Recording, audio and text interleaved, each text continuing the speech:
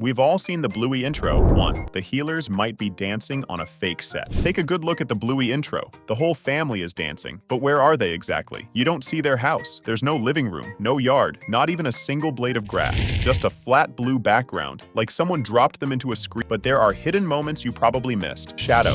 That means there's a light shining on them from above and a floor beneath them to catch it. But the show never tells us what that floor is or where they even are. It starts to feel less like home and more like a set. It's the same kind of weird as Peppa Pig. Remember that episode where Miss Rabbit is caught filming the intro? Turns out the Peppa intro is literally a show within the show. Could that be happening here too? Has someone been recording Bluey and her family from behind the scenes? And if so, who's the Miss Rabbit of Bluey's world? Calypso? Lucky's dad? Or is Bandit in on it? Second, Bandit can't stop thinking about the lawn. Bandit is dancing in the intro like everyone else, but something about his moves feels a little too specific. If you pause at just the right moment, you'll notice he's not just wiggling around. He's acting out a task, and not just any task. He's pushing something. Not a shopping cart, not a stroller. It's a lawnmower. Bandit is pretending to mow the grass in the middle of a family dance sequence. You might laugh at that, but it fits him perfectly. Even when he's off the clock, his mind is still stuck on chores. The dance isn't just for fun, it's a dad trying to multitask in his head. The rest of the family is enjoying themselves, but Bandit is slipping into a daydream about yard work. It's oddly relatable and a little sad. He finally gets a moment to relax, and instead of letting go, he starts mentally mowing the lawn. That's not just dancing, that's domestic burnout, animated and choreographed. Someone give this dog a break. 3. The healer house was removed for a reason.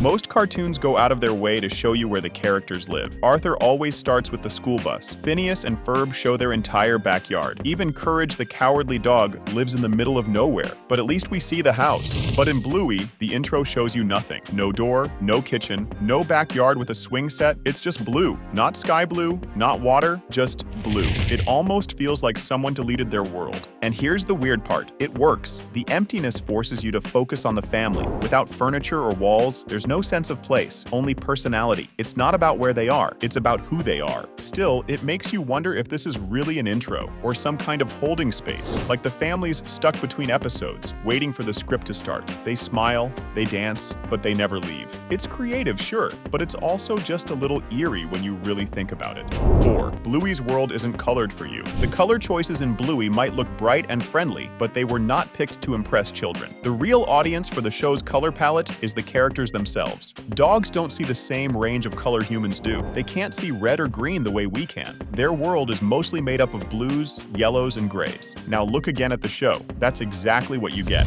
Bluey, Bingo, the background, the furniture, it all fits within the limited range of a dog's eyesight. It's not just a cute artistic choice, it's a complete shift in perspective. The world you're watching was designed through a dog's eyes, not yours. It's creative, but also a little unsettling. The more you think about it, the more it feels like we're not watching for Bluey, we're watching as her. The audience becomes the character. Maybe that's why the show feels so personal. It pulls you into a filtered version of reality, one where we're not the center anymore. 5. The shadows prove nothing is real. When you watch the Bluey intro, you'll notice each character has a shadow. That detail feels normal at first until you realize what's missing. There is no floor, no backyard, no surface at all. Just an endless blue space with nothing to stand on. And yet, every healer casts a perfect, solid shadow, like they're grounded on something real. The shadows are a problem. They don't make physical sense. They suggest light is hitting something, but the show never shows us what. It's like someone wanted to trick your brain into believing the characters exist in a real space, even when that space doesn't exist at all.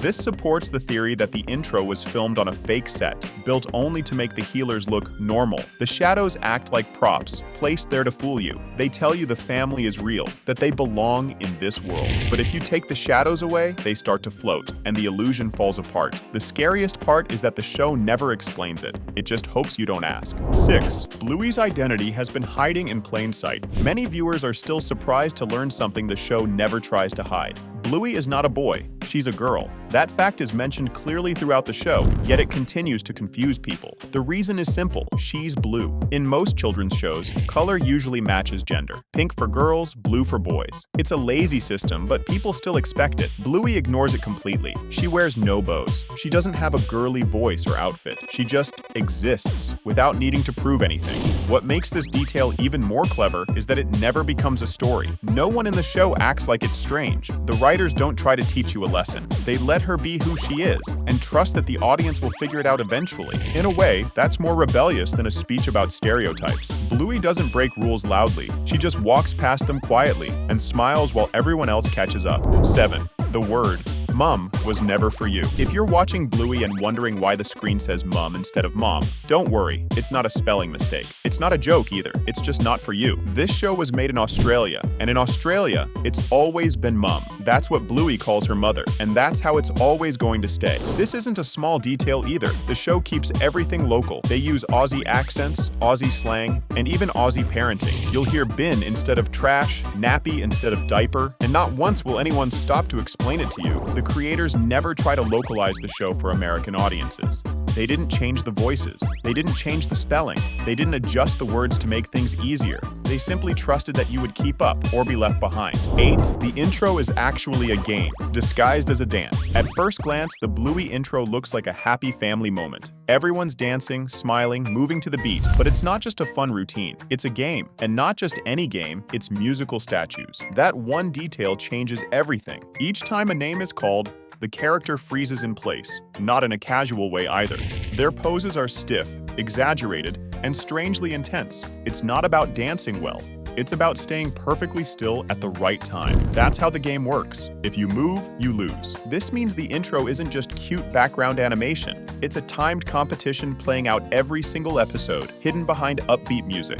The cheerful expressions and frozen limbs take on a new meaning when you realize they're trying not to get eliminated. They're not showing off their dance moves. They're fighting to stay in the game. It's clever, it's playful, and depending on how you look at it, a little unsettling. They smile, they pose, but they never break the rules, because someone's always watching. 9. Chili's joy might be a distraction. Most people watch the Bluey intro and focus on the kids, but if you shift your attention for just a moment, you'll notice something unexpected. Chili, the mother, is smiling. She isn't just smiling though, she looks completely relaxed, dancing freely, almost like someone who's never known stress. That version of her only seems to exist in the intro. In the show itself, Chili often looks tired. She is calm, patient, and clearly loving, but you can tell life wears her down. That's what makes the intro so strange. This glimpse of her isn't weighed down by anything. It feels like a version of her that no longer exists outside of those first few seconds. The smile feels too perfect, like it's been carefully chosen, like it's for someone else.